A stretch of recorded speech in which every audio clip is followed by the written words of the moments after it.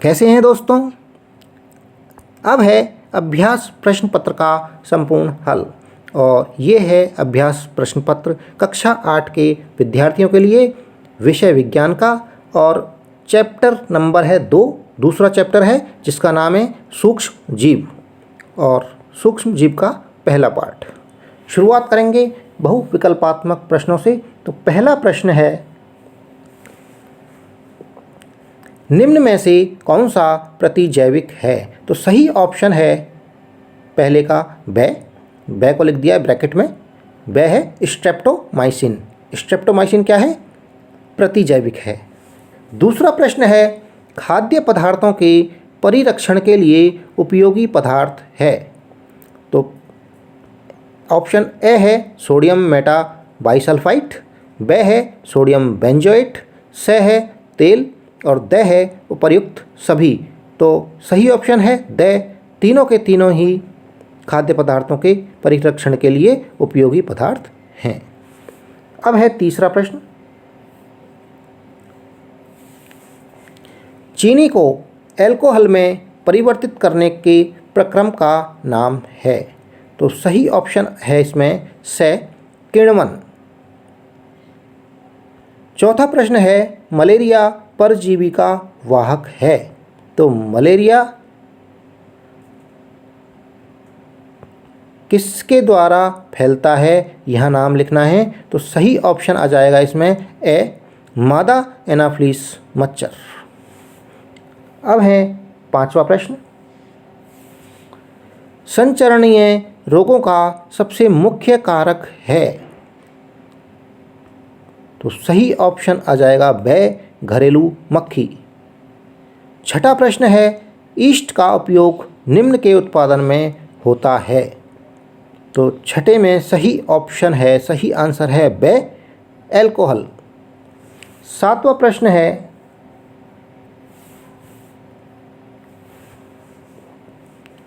Bread अथवा इडली फूल जाती है, इसका कारण क्या है।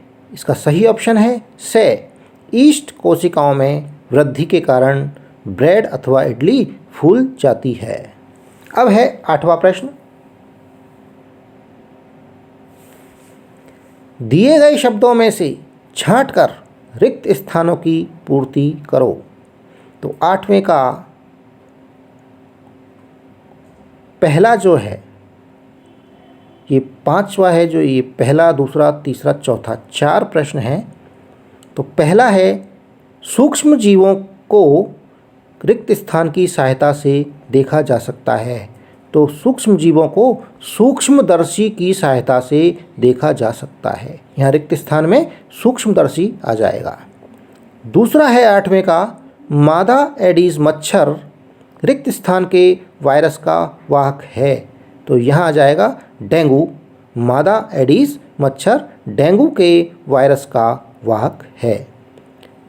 तीसरा प्रश्न है आठवें का, चेचक के टीके की खोज करने वाले वैज्ञानिक का नाम रिक्त स्थान है। तो यहाँ आ जाएगा एडवर्ड जेनर। चौथा है आठवें का, रिक्त स्थान वायु, जल, मिट्टी, पौधों एवं जंतुओं के शरीर में पाए जाते हैं। तो क्या पाए जाते हैं सब में? सूक्ष्म जीव। रिक्त स्थान में आ जाएगा सूक्ष्म जीव और ये पूरा वाक्य हो जाएगा, सूक्ष्म जीव वायु, जल, मिट्टी, पौधों एवं जंतुओं के शरीर में पाए जाते हैं। अब है अति लघुत्तरात्मक प्रश्न। 9वां प्रश्न है, वायुमंडलीय नाइट्रोजन का मिट्टी में स्थिर करने वाले सूक्ष्म जीवों के नाम लिखिए। तो सूक्ष्म जीवों के नाम हैं, उत्तर है इसका, वायुमंडलीय नाइट्रोजन का मिट्टी में स्थिरीकरण करने वाले सूक्ष्म जीव निम्न प्रकार से हैं। पहला है राइजोबियम, दूसरा है नीले हरे शैवाल, तीसरा है कवक। अब है 10वां प्रश्न, संचरणीय रोग से क्या आशय है। उत्तर हो जाएगा, सूक्ष्म जीवों द्वारा होने वाले ऐसे रोग जो एक संक्रमित व्यक्ति से स्वस्थ व्यक्ति में वायु, जल, भोजन अथवा शारीरिक संपर्क द्वारा फैलते हैं। ऐसे रोग संचरणीय रोग कहलाते हैं। अब हैं लघुत्तरात्मक प्रश्न। 11वां प्रश्न है, प्रतिजैविक क्या है? प्रतिजैविक क्या होता है? एंटीबायोटिक्स। 3 प्रतिजैविकों के नाम बताइए। तो सबसे पहले देखेंगे प्रतिजैविक की परिभाषा। सूक्ष्म जीवों द्वारा उत्पन्न औषधि जो बीमारी पैदा करने वाले सूक्ष्म जीवों को नष्ट कर देती है अथवा उनकी वृद्धि को रोक देती है, प्रतिजैविक यानी एंटीबायोटिक्स कहलाते हैं। अब एंटीबायोटिक्स हैं क्या हैं प्रतिजैविक? कौन कौन से हैं? तो देखिए, नाम देख लेते हैं। स्ट्रेप्टोमाइसिन, दूसरा नाम है एरिथ्रोमाइसिन और तीसरा है टेट्रासाइक्लिन इत्यादि सामान्य रूप से उपयोग में ली जाने वाले प्रतिजैविक यानी कि एंटीबायोटिक्स हैं जिन्हें कवक एवं जीवाणु से उत्पादित किया जाता है।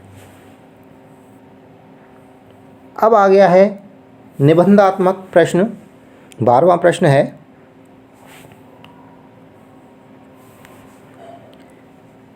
नाइट्रोजन चक्र का सचित्र वर्णन कीजिए। तो नाइट्रोजन चक्र का सचित्र वर्णन है, चित्र भी दे रखा है इसमें। तो पहला है इसका वर्णन, फलीदार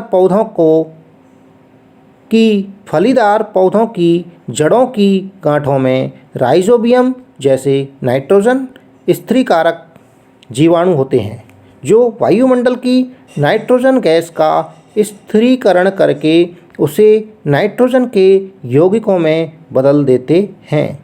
कुछ नील हरित शैवाल भी वायुमंडल की नाइट्रोजन का स्थिरीकरण करके उसे नाइट्रोजन के यौगिकों में बदल देते हैं। दूसरा है वायुमंडलीय और औद्योगिक प्रक्रियाओं द्वारा भी वायुमंडल में उपस्थित नाइट्रोजन गैस का स्थिरीकरण होता है। जैसे आकाश में बिजली चमकने के दौरान वायुमंडल की नाइट्रोजन ऑक्सीजन से अभिक्रिया कर नाइट्रेट बनाती है जो वर्षा के पानी में घुलकर पृथ्वी पर गिरकर मृदा में मिल जाते हैं। मृदा यानी मिट्टी के अंदर मिल जाते हैं। ये नाइट्रोजन चक्र का चित्र है। पूरा चक्र बना हुआ है कि कैसे तो नाइट्रोजन में से यौगिक बनते हैं और वापस से वायुमंडल में नाइट्रोजन कैसे पहुंच जाती है। ये पूरा का पूरा चक्र है। इसमें तीसरा है जैविक प्रक्रियाओं द्वारा स्थिरीकृत नाइट्रोजन पौधों के पादप प्रोटीनों में परिवर्तित हो जाती है। चौथा है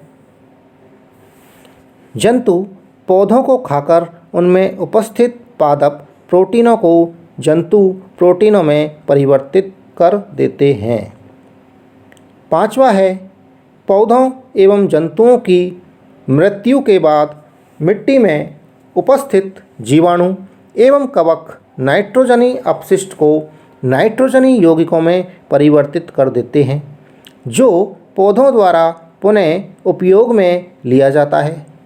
कुछ विशिष्ट जीवाणु नाइट्रोजनी यौगिकों को नाइट्रोजन गैस में बदल देते हैं जो वायुमंडल में चली जाती है।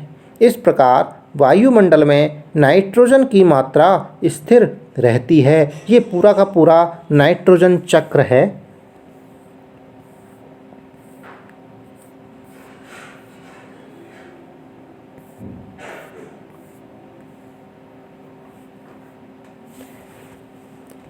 इसी के साथ में ये वीडियो समाप्त हुआ।